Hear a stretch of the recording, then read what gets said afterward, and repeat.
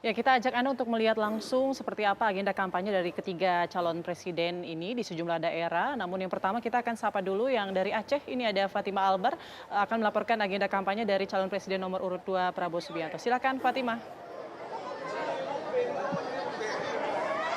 Ya Putri, Vera dan juga pemirsa, betul sekali Bapak calon presiden nomor urut 2 Prabowo Subianto hari ini berkunjung ke Aceh di tempat saya melaporkan, dan memang ada beberapa agenda yang dilakukan oleh Capres Prabowo Subianto. Tadi pagi agenda pertama yang dihadiri oleh Prabowo Subianto ialah Prabowo menghadiri acara peringatan 19 tahun Tsunami Aceh, dan di mana di sana juga ada acara peringatan perdamaian untuk Aceh itu sendiri. Dan Prabowo tidak sendiri pemirsa, kali ini Prabowo juga ditemani oleh Presiden ke-6 Republik Indonesia yaitu Bapak Susilo Bambang Yudhoyono, serta dengan juga Ketua Umum Partai Demokrat Agus Harimurti Yudhoyono.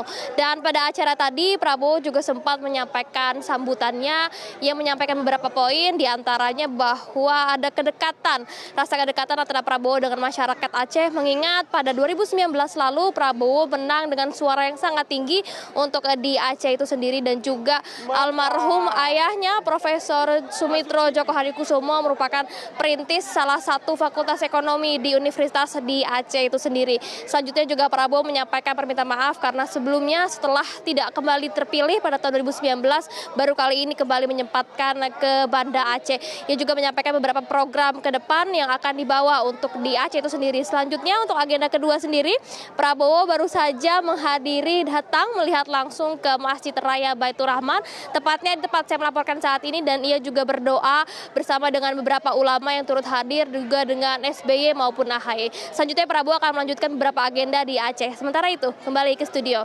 Baik, dari paslon nomor urut 2 kita beralih ke paslon nomor urut 3. Sudah ada rekan kami Nadila Soleh yang akan menginformasikan agenda dari paslon nomor urut 3. Nadila, silakan.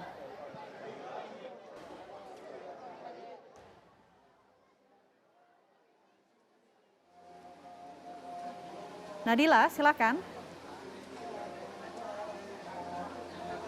Ya, Vena, Putri, dan juga pemirsa, seperti yang Anda lihat saat ini kami tengah berada di Desa Sedulir Tani, Sukoharjo, Jawa Tengah. Saat ini kami tengah menanti kedatangan dari Ganjar Pranowo yang akan hadir di sini untuk menyapa para warga yang berprofesi sebagai petani. Nah, seperti yang Anda lihat di belakang kami ini, para warga ini telah menanti kedatangan dari Ganjar Pranowo, dan memang Vena, Putri, dan juga pemirsa dapat kami informasikan bahwa di hari ini ada serangkaian agenda belusukan dari Ganjar Pranowo yang telah dilakukan sejak pagi tadi. Seperti yang Anda jelaskan tadi, pagi tadi Ganjar telah melakukan belusukan di pasar. Kemudian Vena, setelah dari pasar jamu tadi, Ganjar juga melakukan kunjungan ke salah satu sanggar inklusi Tunas Bangsa. Nah, sanggar inklusi Tunas Bangsa ini merupakan lokasi di mana Ganjar tadi bertemu dengan anak-anak berkebutuhan khusus ataupun penyandang disabilitas.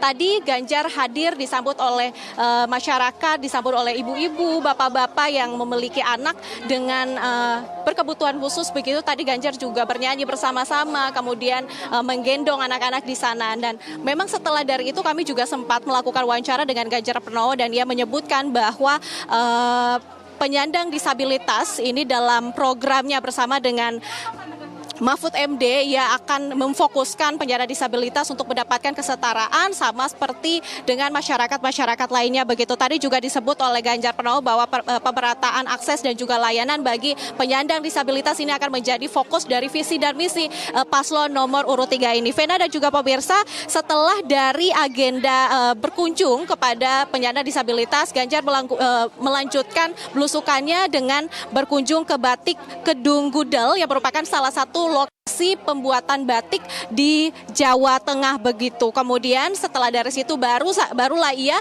berkunjung ke tempat kami mengabarkan saat ini, yaitu di Desa Sedulur Tani, Sukoharjo. Di sini ia akan berdiskusi dan juga mendengarkan aspirasi dan keluhan-keluhan masyarakat yang ada di sini untuk mendengarkan secara langsung apa saja keluhan ataupun aspirasi yang ingin mereka sampaikan kepada paslon nomor urut 3 ini.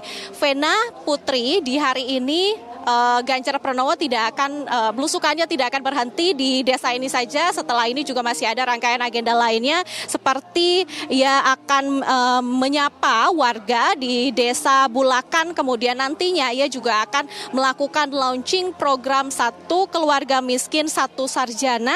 Kemudian nanti juga dia akan mengobrol santai dengan generasi muda ataupun Gen Z.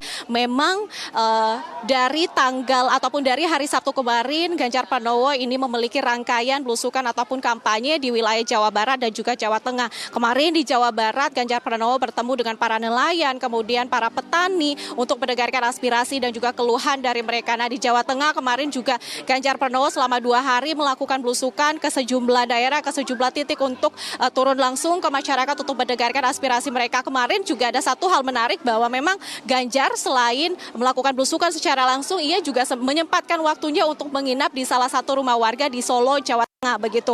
Kemudian di hari libur Natal kemarin Ganjar rehat sejenak untuk melakukan aktivitas santai dengan berkunjung ke rumah tempat kelahirannya. Barulah di hari ini ia melanjutkan kampanyenya dengan sejak pagi tadi hingga pada malam hari nanti begitu.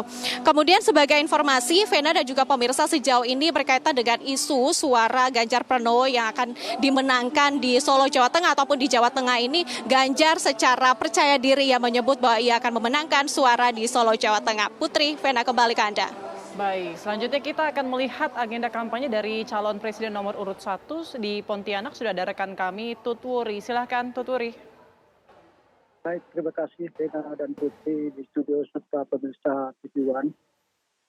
Kami informasikan bahwa paslon nomor 1 Capres Anies Baswedan hari ini melakukan safari di Pontianak, di antara ada 3 titik, yaitu pertama pagi hari berkunjung belusukan ke pasar tradisional Tamboyan Pontianak. Setelah itu Capres Anies Baswedan tersebut juga mengunjungi Gang Kamboja, yaitu Kampung Anies, di mana di kampung ini Anies disambut dengan musik tanjidor, musik khas Melayu Pontianak.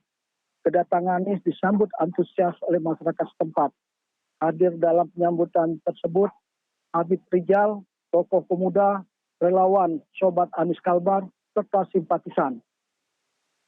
Kurang lebih 1 jam Anies berdialog dengan masyarakat bantaran Sungai Kapuas, di mana Habib Rijal mewakili tokoh ulama dan tokoh masyarakat Pontianak menyampaikan aspirasi kepada Capres 01, yaitu jika beliau terpilih, supremasi hukum di Indonesia harus ditegakkan.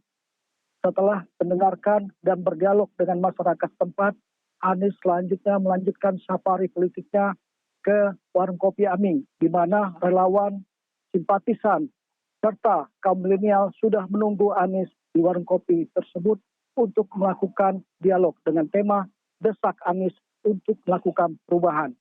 Dari Pontianak, Tuturi Handayani, TV One mengabarkan. Baik, terima kasih Tuturi melaporkan langsung agenda dari paslon nomor 1 Anies Baswedan di Pontianak.